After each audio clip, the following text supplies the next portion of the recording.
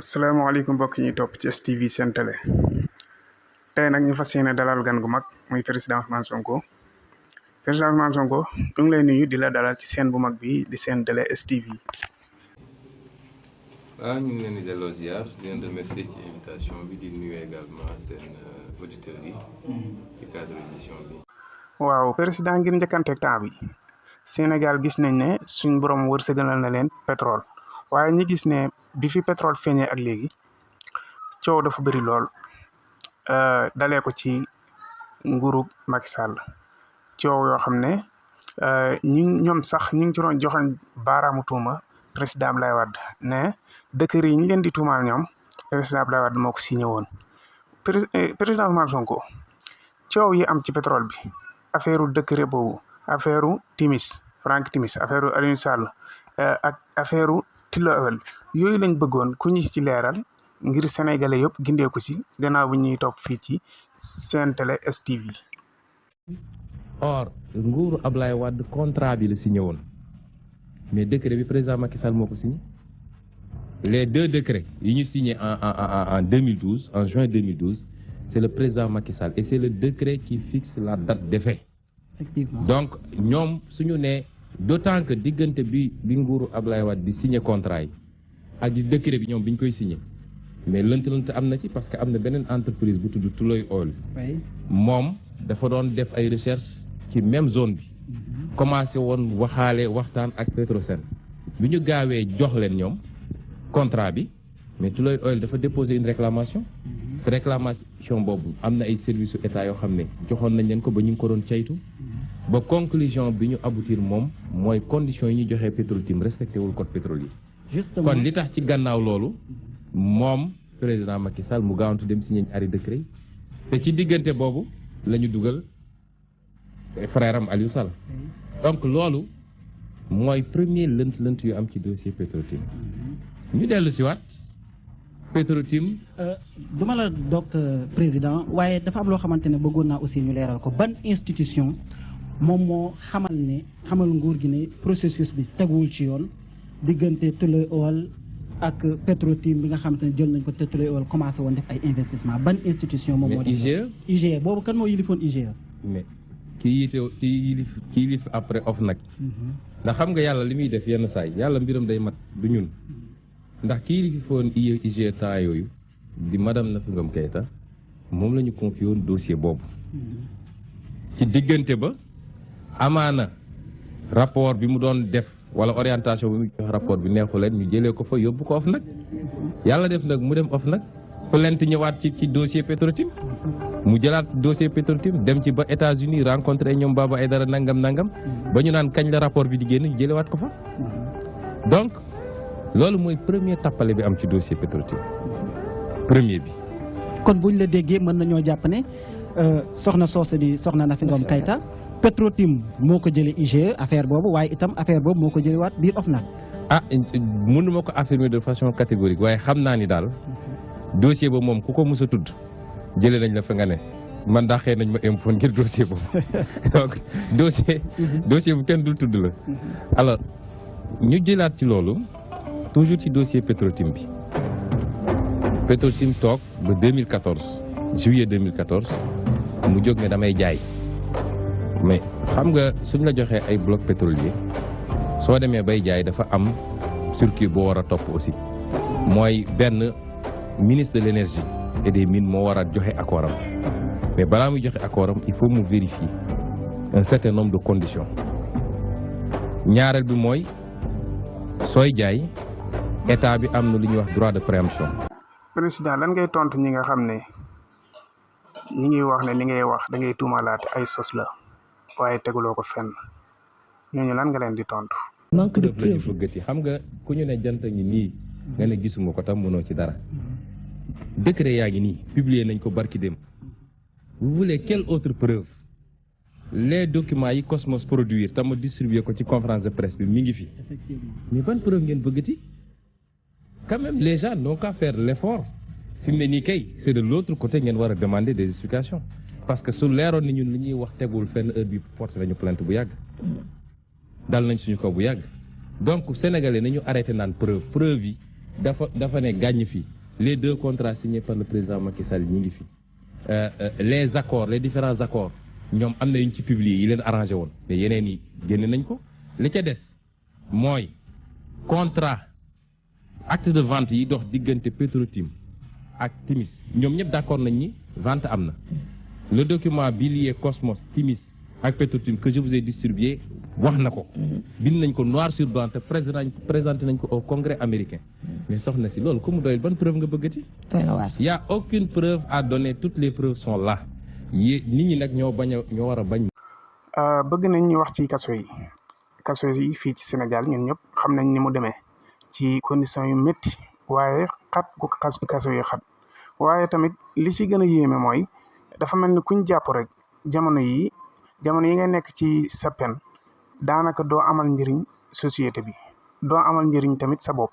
mu mel ni sax bëri na ñoo xam ne buñ leen tëjee ba ñu génn daanaka dañuy delluwaat ca lañ nekkoon. président lan mooy solution ba nga xam ne képp kuñ tëj kaso rek di nga mën a amal njëriñ sa bopp di nga mën a amal njëriñ société bi boo génnee tamit am ci loo jàpp lan mooy li nga xam ne moom nga jàpp ne mooy solution bi. ku ñu jàpp tëj la dañ laa waroon a mettre dans des conditions ba nga xam ne soo fa génnee tu peux te réinsérer dans la société ñun dañ doon proposer pourquoi duñu tabax ñaari prison yu bees prison Sébikotane pourquoi dans ce pays là on pense que tout doit être construit à Dakar li tax duñu dem vallée de l'Anambé ak vallée du fleuve tabax fa ñaari prison yu mag ñiñ fay denc bu ñu xëyee dem ci tool ya bay ceeb bay tee comme ñun warga rek la ñu bëgg ak yeneen ñu dencal leen seen pécule liñ ci soxla ñu jël ko ci ñu dencal leen ko et l'après-midi ñu yóbbu leen def leen ay formation à des métiers bu ñu génnee am nañu des formations am nañu tuuti xaalis bu ñu dajale mën a insérer wu dans la vie commencer liggéey mais pourquoi venir à Rebeuss au cœur de Dakar di fa tabax prison nga xam ne même le voisinage n'est pas en sécurité donc yooyu pour ñun manque de vision la et erreur la sur les priorités du pays tant que nag réorienté wuñu les priorités dans ce pays là yu mel nii dina continuer di am parce que nit tam mu sax boo ko tëjee ci néeg dem ba mu sës xam ni fii xeex rek a fi des mu song la donc ñi ne ci prison jàmmaarloog ay gardiens yoo xam ne ñu ngi yor arme ak lu ne xam nga ni kooku dafa sës dafa dem ba mënatul dund ak dee la yemale et ça c'est pas normal parce que suñuy mbokk lañu suñuy frère lañu suñuy sœur lañu kenn ku ne ci ñun peut-être am na ku takk ci yow directement ou indirectement boo xam ne mu nga fa te li ko fa yóbbu yenn saay ce n'est même pas clair comment tey xoolal mandat de dépôt nu mu yombee Sénégal yow ak ndaw si su ngeen amoon problème mu dem porter plainte ne dafa jël sama 500 000 boo demee balaa ngay ubbi sa gémmiñ sa ba matul ñu ne mandat de dépôt ba pare ñu mun fa téye ay nit ay at duñu leen atte mais loolu mooy lan donc yooyu et processus judiciaire bi nga xam ne Sénégal ça pose problème nit ñi di ko wax boobu ba léegi ñu tànqamlu ko ñuy interpeller l'union des magistrats parce que un syndicat wala une amicale ci benn corps rôle am man jiite naa syndicat rôle am du rek réclamer des avantages mais l'outil de travail ñu xool nu ñuy def ba mu gën a ñoŋ ba mu mën a gën nekk au service du citoyen et de la République loolu ci seen rôle la ñu ngi leen di jaajëfal gis nañ temps yi ñuy def ay sorties di gën a poser le débat de l'indépendance de la magistrature ak yeneen mais yu mel nii jar na ñu leen ciy dégg parce que nit du mala nit mënul nekk à la disposition d'un appareil boo xam ne ki lay présenté balaa nga naan salaamaaleykum mënal def mandat de dépôt te teew ko midi mu lekk ceebu jënam naan kiyam yow nga nekk ci benn chambre avec 40 autres personnes dans des conditions yoo xam ne kenn xamul lu mu doon loolu war nañ koo xoolaat. waaw président lan mooy sa gis-gis ci ëllëgu réew mi économiquement parce que gis nañ ne réew mi dafa mel ni dafa ci wàllum économique dafa dellu gannaaw bu baax a baax lan mooy gàllankoor bi lan nga yaakaar ne mooy li nga xam ne moo gàllankooroon Sénégal ci régime yi fi jaar rawatina bu Macky Sall bi ak lan nga jàpp ne suñ ko defee économie bi mën naa suqaleku ba Sénégal bokk ci réew yi nga xam ne réew yi développé lay bokk. question bi nga posé dafa bëri pàcc yu mu andi mais ñun suñu vision mooy amul réew mu développé ci àdduna bi àdduna di àdduna ba léegi te développé wul sur une base de patriotisme économique li ñuy wooy ñun parce que ñun PASTEF mooy patriote du Sénégal pour le travail l'éthique et la fraternité patriotisme boobu dañ koy décliner ci bépp fànn mais bi ci njëkk mooy le patriotisme économique. Patriotisme économique nag bëri na volet boobu nga wax ci la bokk mooy tubaab yi dañoo tabax seen économie ba mu taxaw ñu doog a ubbi seeni frontière am na président américain bu doon wax ni pendant 200 ans Grande-Bretagne dafa tëj frontière am économiquement mooy def ay droits de douane yu kawe ba nga xam ne yow soo buggee jóge fii exporter foofu pour jaay doo mën a compétitif par rapport ak entreprise britannique mu ne pendant 2 ans Grande-Bretagne dafa tëj frontière am ba tabax économie bu dëgër mu doog a woote libre échange mu ne ñun nag États-Unis ñu ngi doog a jël suñu indépendance bàyyi leen ñu suñu tëjee suñu frontière pendant 200 ans ba tabax suñu économie ñu nit nañu ubbeeku waaye yow ngay Sénégal 25e pays le plus pauvre au monde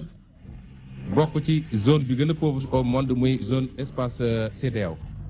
nga ne damay signer APE mooy damay ubbi sama frontière par rapport ak la première zone économique du monde muy l'Union européenne léegi yow foog nga ni baykatu Sénégal mun na compétir ak baykatu allemand nga xam ne chambre bi mu tëdd ci ordinateur am lay bës di arroser ay toolam foog nga ni foofu compétition mun na fa am foog nga ni industriel Sénégal on a même pas d'industrie mais liñ ci xaw a am foog nga ni mun na compétir ak industriel européen tey suñu ubbiwoon frontières yi sédiment day daanu parce que ñële ni ñuy produire ginaar à l'échelle industrielle nga xam ne xamatuñ sax fu ñu koy def dañ koy mujj di lakk mais suñ ko jóoroon fii sédiment daanu keneen daanu donc lan mooy ndey ñoom ñu jóg ne dañuy dem signer accord de partenariat économique supprimer les droits de douane te tubaab yi gis nga dañoo organiser benn paire organisé boo xam ne ñoom dañuy def seen plan 50 ans yi di ñëw ñoom bi ñu gisee ni war nañoo mën a imposer APE am nañu tey ay présidents yoo xam parce que Ablaye Wade pendant 8 ans dafa bañ ne du signer APE waaye bi ñu toogee ba gis ni léegi am nañu président yu ko mën a nangu boo seetee ay seen sociétés yu bëri dañu commencé woon tëj Total commencé wàññi ay station ñeneen ak ñeneen mais bi ñu nee APE yi Sénégal signé na ko rek ratification moo des Total dellu si di racheter ay Touba Oil ak ñoom seen chaîne de distribution yi ay attaque fii ay City Dia ak yeneen commencé implanté wu parce que chaîne bi yëpp la ñu bëgg a jël comme mun nañu léegi dugal te duñu fay droit de douane bëgguñu bàyyi ñun suñu bool yi suñu commerçant yi di dem importer di ñëw jaay donc ils vont ouvrir de grandes chaînes de distribution ba nga xam ne jàllo bi doon jaay fii ci boutique bi dootul jaay donc ñoom ils ont leur plan et ils vont pomper ñun consommateur la ñuy doon loo foraatu dem jënd mu génn ci réew mi suñu la nee def nañu taux de croissance 10% xamal ni les 8% génn réew mi doo créer emploi doo réduire la pauvreté doo def dara loolu naka la président mu ne jóg ne day dem signer accord boobu donc loolu benn la toujours ci patriotisme bi amul réew mu développé ci àdduna te fexewo ba construire li ñuy wax une bourgeoisie industrielle nationale gis nga Corée du Sud 1960 ñun ñoo leen rawoon tuuti vers les années 64 dañu jóg ne ñun dañuy taxawal ay industrie lourde FMI ak Banque mondiale ak États-Unis nga xam ne moo newoon seen premier bailleur ne leen non du ngeen ko def vous n'avez pas les moyens et puis mënu leen compétir ak européens yi ak américains yi ñu leen waa bàyyi leen ñu essayé ci la ñu lancé ay Samsung ay Hyundai ay LG état bi ne ci gannaaw di financer mais tey fu ñu mujje ils sont parmi les numéro 1 di compétir ak ñooñu. en termes de technologie. donc tey soo ko jëlee si suñu pétrole Sénégal li ñu conception bi ñu am ci matière première rek mooy pétrole mooy or mooy fer mooy li ñuy bay fii balaa may dee ñu ne exportation des produits horticoles record mais matière première xam nga lu muy jëriñ balaa mu lay amul njëriñ nga transformer ko sur place créer de la valeur ajoutée doo ko génne keroog wax naa suñu conférence de presse bi ne pétrole bi y a 1000 métiers yu mun a génn ci pétrole ak les produits dérivés. kooku bu ñëwee ci éducation tout à l'heure dégg nga ci jox tuuti. lan moo tere tey balaa ñuy exporter produit brut nga xam ne amuñu ci dara même devise sax doo ko ci am ndax li tax ñu exonérer exportation bi mooy kiy exporter dañ ko ne li nga jaayee ci biti xaalis bi na nga ko delloo si parce que devise boobu la ñu soxla en dollar ou en euro mais tey da ngay gis ko exporter daal di jël xaalis bi viré ko dans une banque à Londres ou en France donc on perd sur toute la ligne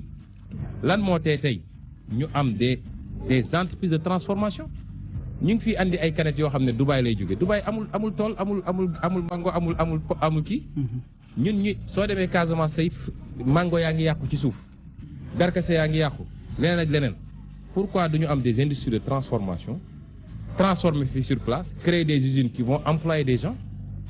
ba pare jaay parce que mango bi nga exporté brut jaay ko 25 francs ou 50 francs boo ko transformé tey 100 francs nga koy jaay mais cette vision là pourquoi mënuñu koo am lu dul tey lu ñuy def rek soo jëlee PSE 80% des marchés du PSE ay entreprises étrangères lañ ko def lu mel ni bâtiment ñun am nañu ay entreprises yu mën a tabax SICAP depuis quand depuis 1960 c'est pas SICAP mu ngi tabax fi ay cité te c'est une entreprise détenue à 90% par l'État SNHLM moom président Macky Sall li may wax fee mu dëkk Mermoz SICAP a ko tabax te koñ bu rafet la noo mu ne jël garage pompier délocaliser ko am fi ay entreprises publiques et privées ay Cyprès ak yeneen depuis Mathusalem ñi ngi tabax nga dem jox ko ay naar à un prix au mètre carré boo xam ne kenn xamul lu mu doon ci crois que entreprise sénégalaise mun na am loolu au Maroc donc vision boobu inversée soo demoon tey réew bu mel ni Chine wala Turquie wala les pays émergents wala Brésil yow soo jógee ci biti ñëw ne damay investir dañ la naan d'accord tu vas investir mais dans les domaines yoo xam ne ñun amuñu ci xam-xam par exemple chinois yi te disent ñun mënuñu woon defar oto Volkswagen ñëw ne dama fi bëgg a defar ay usine oto ñu ne ko d'accord mais da ngay créer une société de droit chinois boo xam ne 51% du capital au moins ay chinois ñoo ko yor ba pare tu vas prendre des ingénieurs chinois def li ñuy wax transfert de technologie ñoom ñu commencé xam nu muy doxe au bout de 5 ans ñu commencé defar seen série seen yeneen oto tey ñi ngi exporter oto mais fii tu dis dañuy tabax cimenterie